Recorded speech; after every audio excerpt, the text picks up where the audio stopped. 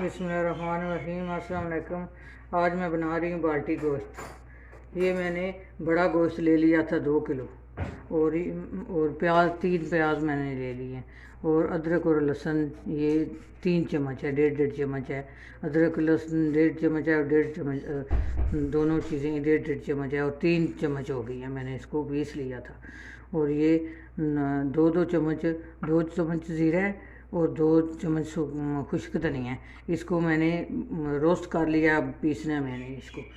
और ये ब्लैक मिर्च है 1 चम्मच, और ये नमक है 1.5 चम्मच, और लाल मिर्च है 2 चम्मच, और ये 3 टमाटर है मैंने काट ली थी।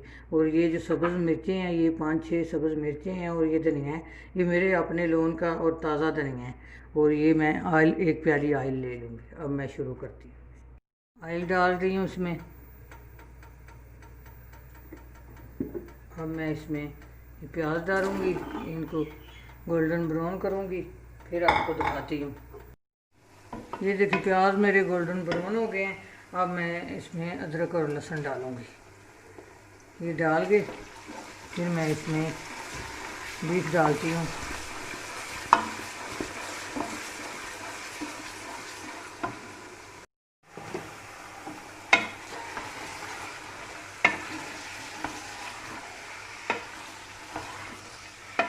अब थोड़ा इसको मैं भूनती हूँ, फिर मैं इसमें पानी डालूँगी और कुछ मसाले डालूँगी, फिर बंद करूँगी इसको।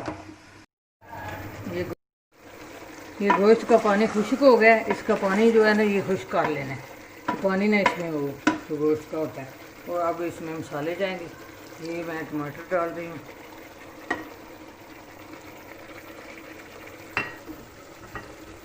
ये नमक जाएगा, ये लाल मिर्च जाएगी, और दूसरा जो गरम मसाला मैंने पीसा हुआ था वो मैं बाद में सूखा खुश्क धनिया और जो ज़ीरा वो बाद में डालूँगी। अब मैं इसमें पानी डालने लगी हूँ।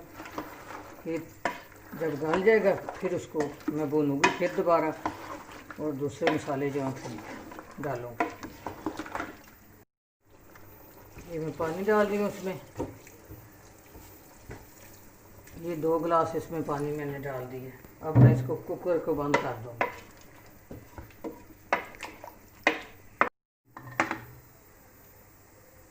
कुकर मैंने बंद कर दिया।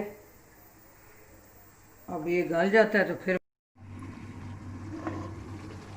ये देखिए पानी खुश्क हो गया।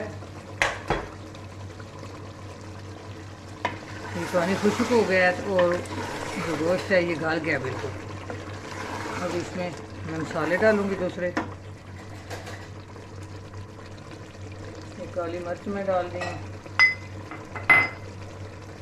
जो ज़ीरा और खुश्क धनिया था वो मैं डाल दी, पीस लिया था।